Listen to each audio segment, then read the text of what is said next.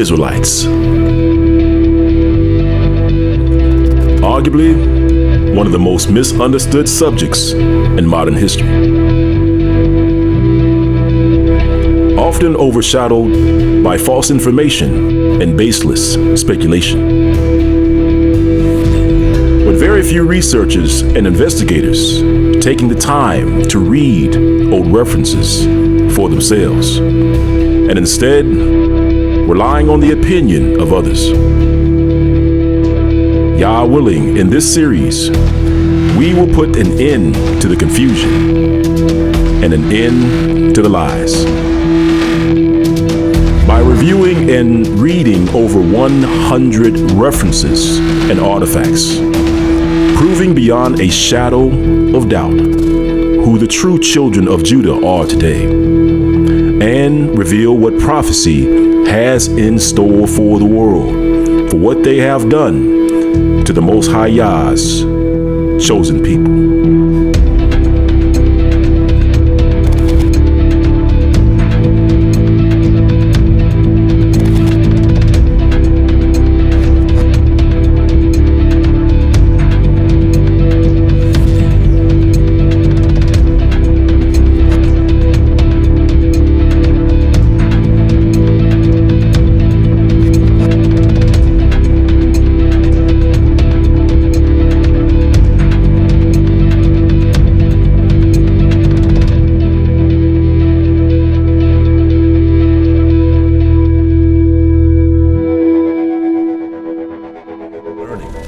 And here we find an old professor reading old books about the Jews.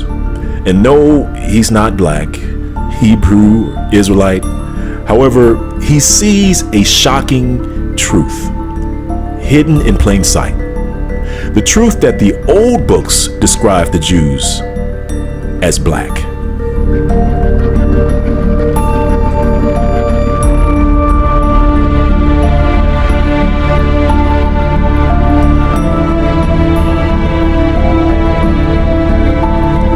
In his book, The Image of the Black in Jewish Culture by Professor Abraham Malman, a professor at the Department of Jewish History and Thought at the University of Haifa in Israel.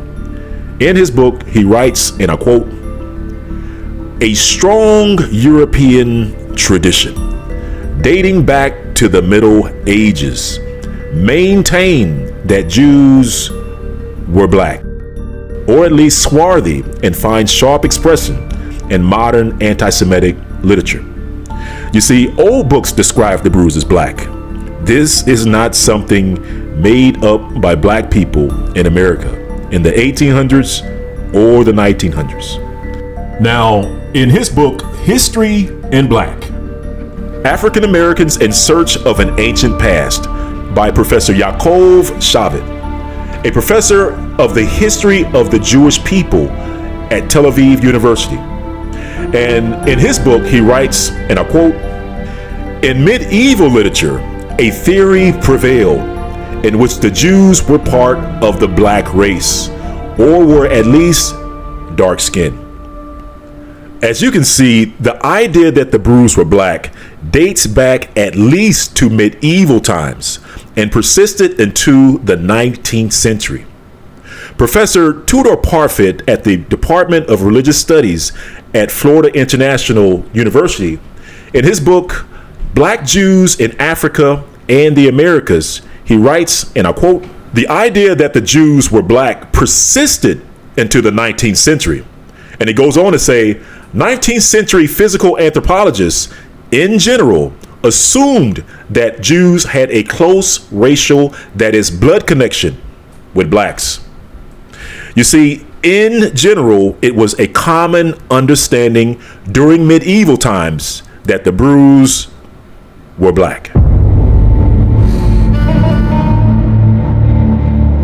And maybe you're wondering, if it was commonly understood during medieval times that the Hebrews were black, then why are they considered white today?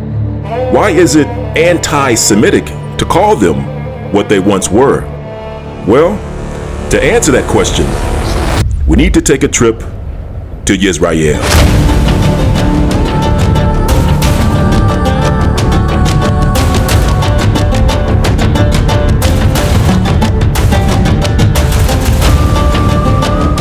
The land of Israel, home to Christianity and home to Islam.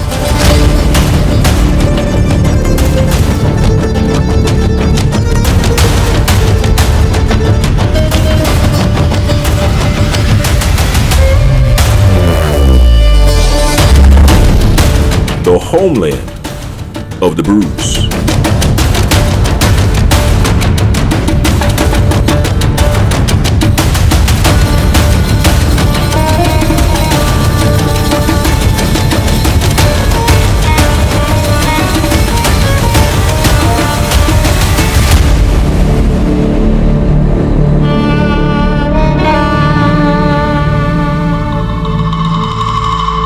We'll begin our march to 100 proofs on the streets of Jerusalem. Here we can find rabbis as they walk along the cobbled streets of the capital city. We follow this rabbi to our first proof, the language of Israel, called Hebrew, which is a Semitic language, also called an Afro-Asiatic language.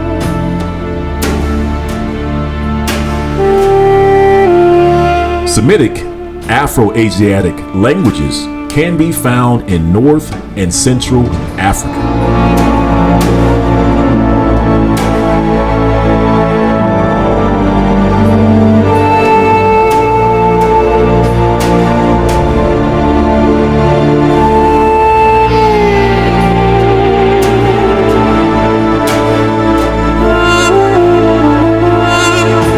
Hence the name Afro-Asiatic.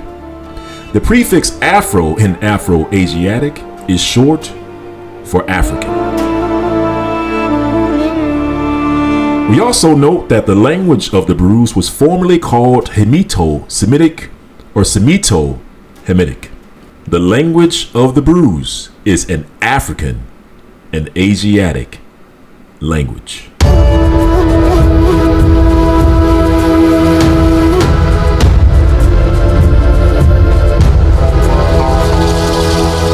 Our next proof can be found in Egypt. You see, Egypt is where the children of Israel served as slaves. And today, in the Brickmeyer tomb, we can find depictions of Semitic people toiling while making bricks. With loins girded, these dark-skinned Semites are pictured in the various stages of brick making. Now, notice how the color of some of the dark Semites has worn off. However, if you look closely, you can still find the dark complexion of an African people.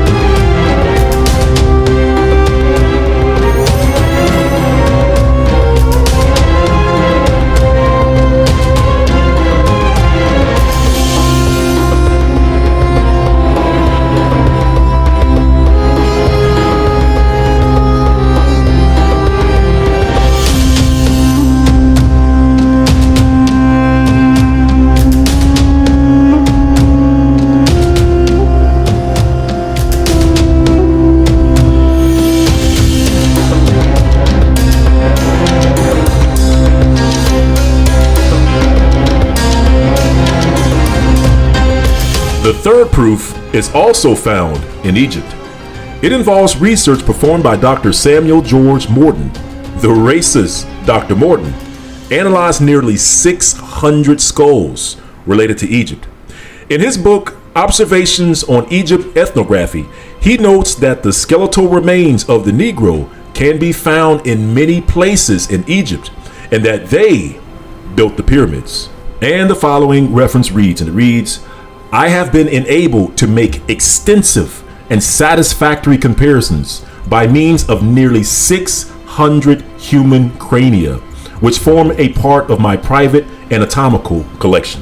And the next page reads, the true Negro conformation requires no comment, but it is necessary to observe that a practiced eye readily detects a few heads with decidedly mixed characters, in which those of the Negro predominate. For these, I propose the name of Negroid crania.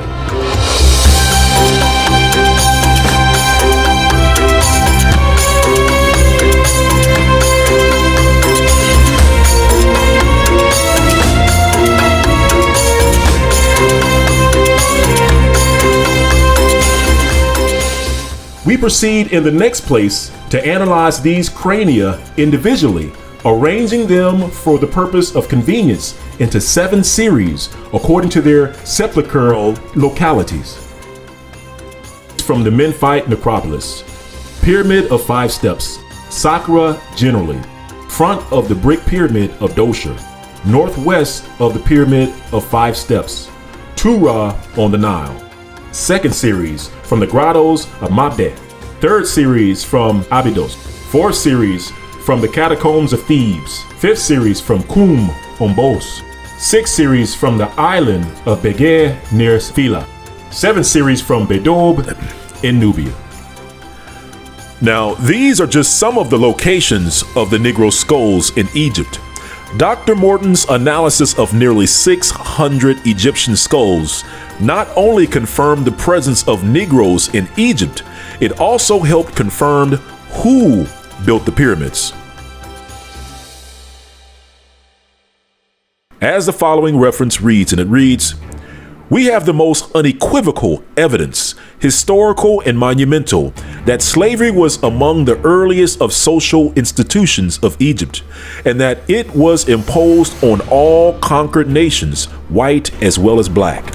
So numerous was this unfortunate class of persons that it was the boast of Egyptian kings recorded by Diodorus that the vast structures of Luxor and Karnak were erected by the labor of foreigners alone.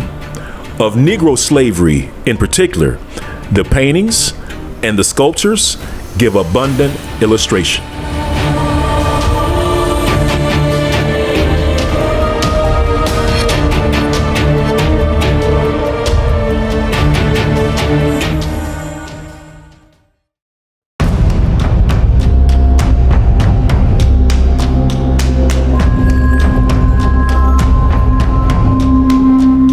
The land of Egypt,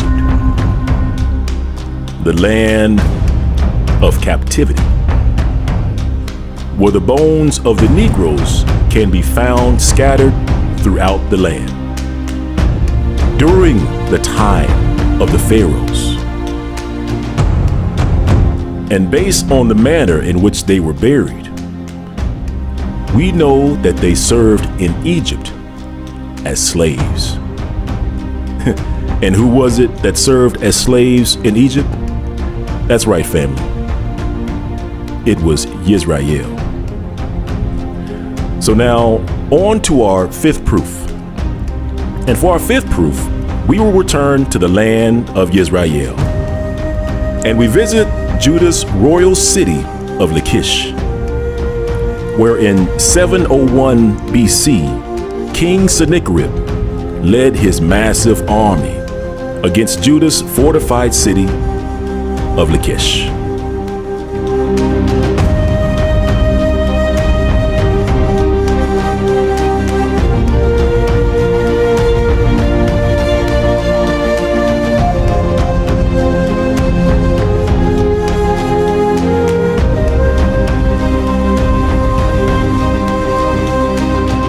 After King Sennacherib conquered the city of Lakish, a stone monument was made to commemorate the defeat of this city of Judah.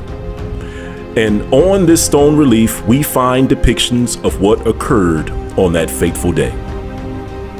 We can see Assyrians taking loot from the royal city, carrying away various artifacts for reward. We also find detailed depictions of the chosen, set-apart people of Judah. And when we look close, we find the face of the Negro.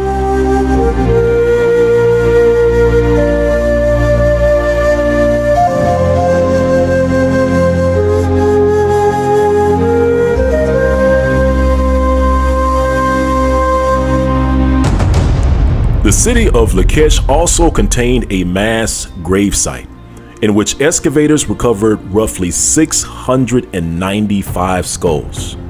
This leads us to our sixth proof, the skulls of Judah in the royal city. As the following reference reads, and it reads, the very first report on the Lakish skulls included a thorough examination of pathology, metrics, artificial deformation, and epigenetic affinity. Utilizing craniometrics, Risden in 1939 concluded that the group was very similar to dynastic Egyptian material.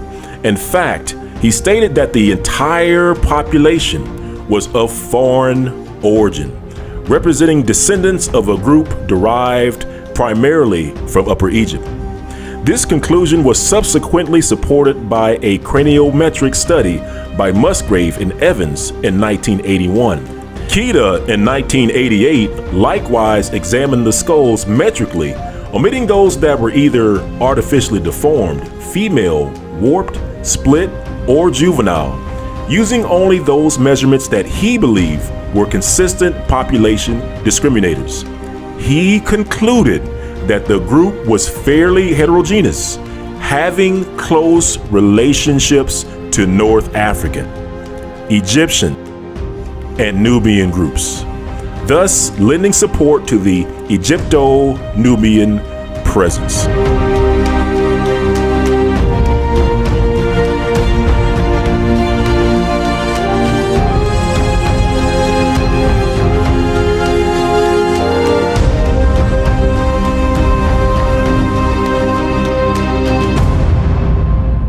Researchers go on to suggest that these Nubians weren't Egyptian foreigners at all. They suggested that they were native to the region.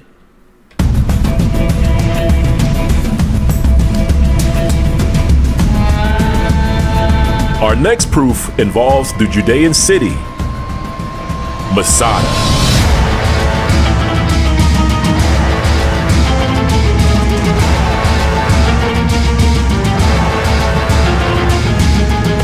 Attacked by Rome after 70 AD. And after sacking the city of Jerusalem, Rome advanced to Masada. And as they advanced, some Brews decided to take their own lives instead of dying by the hands of the Romans.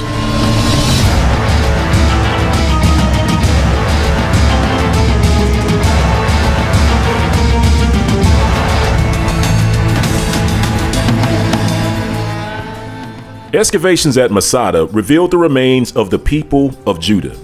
For example, located on the lower terrace in the northern palace of Masada, archaeologists discovered the remains of 3 bodies close together. As the following reference reads, and it reads, one of the bodies, Yadin said, was that of a man of about 20, perhaps one of the commanders of Masada. Next to him were armor scales, dozens of arrows, an inscribed potsherd, and fragments of a prayer shawl. Nearby on a plaster floor stained with what looked like blood was the skeleton of a young woman. Her hair was still preserved, beautifully plaited or braided as if it had just been freshly coifed. Her sandals also were preserved next to her body. The third body, Yadin said, was that of a child. The woman's hair didn't just consist of braids. It included the scalp, which contained locks, which is characteristic of the Negro hair.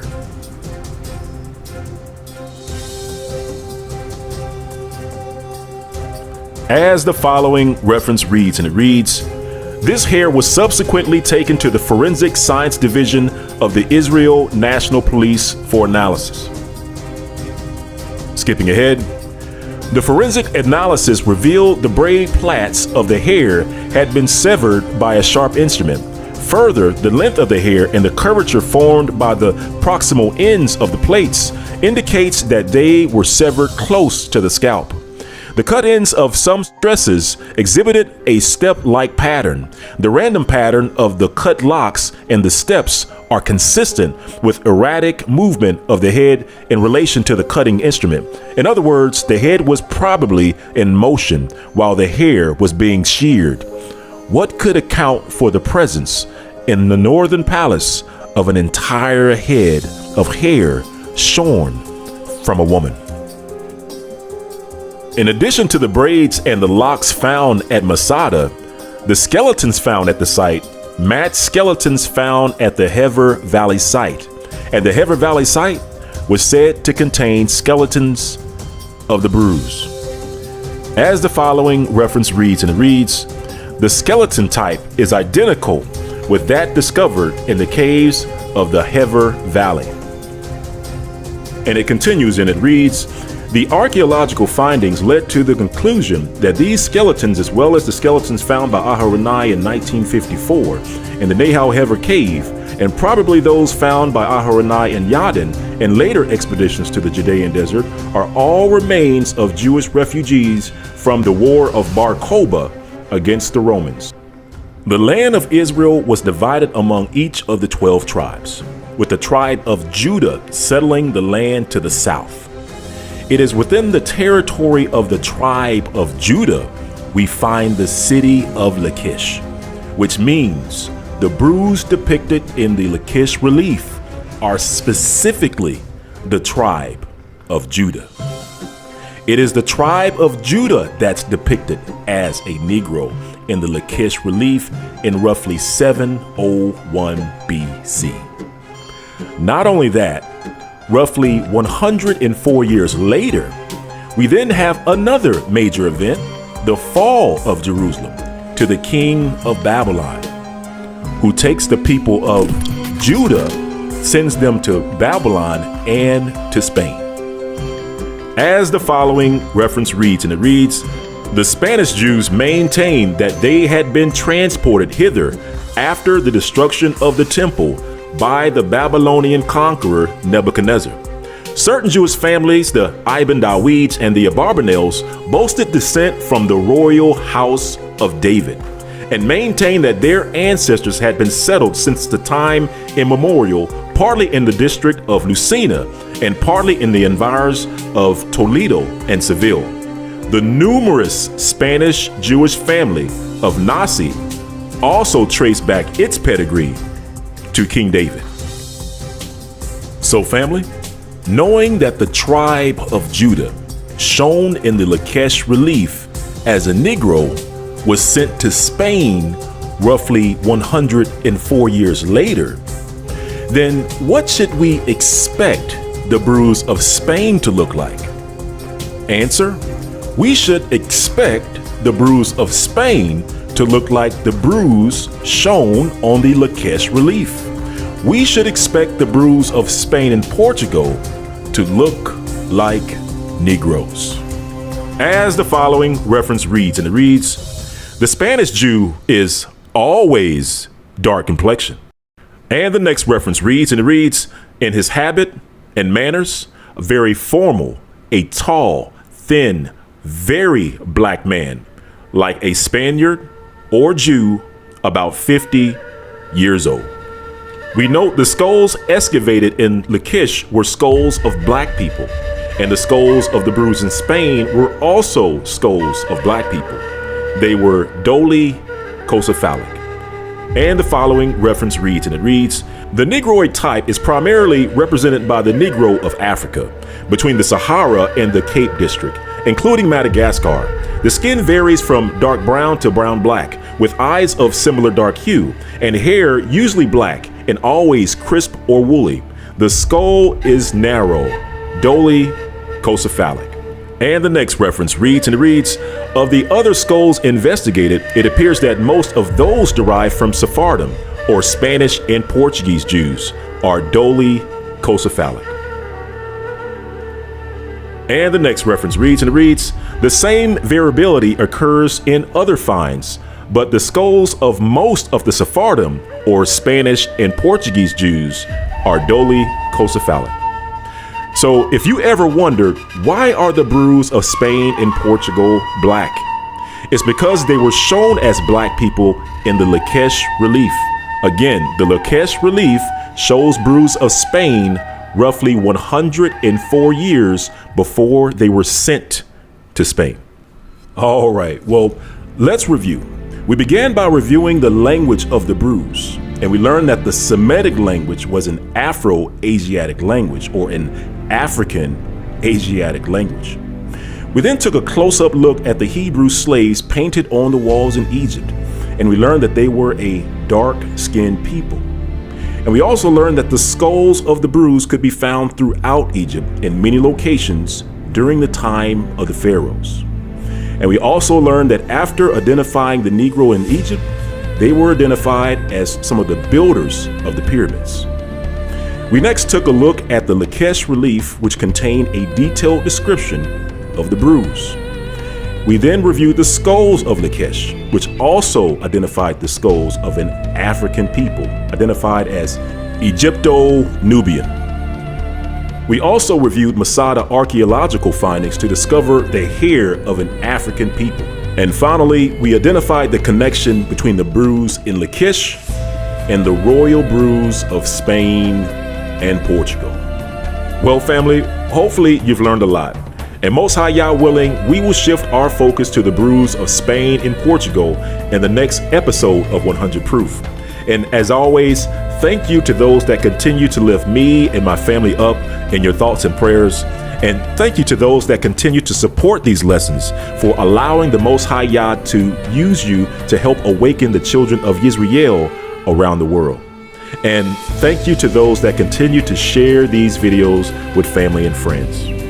Well, family, if you enjoyed the video, please like and share, and be on the lookout for the next release of Hidden Hebrews, The Times of the Gentiles.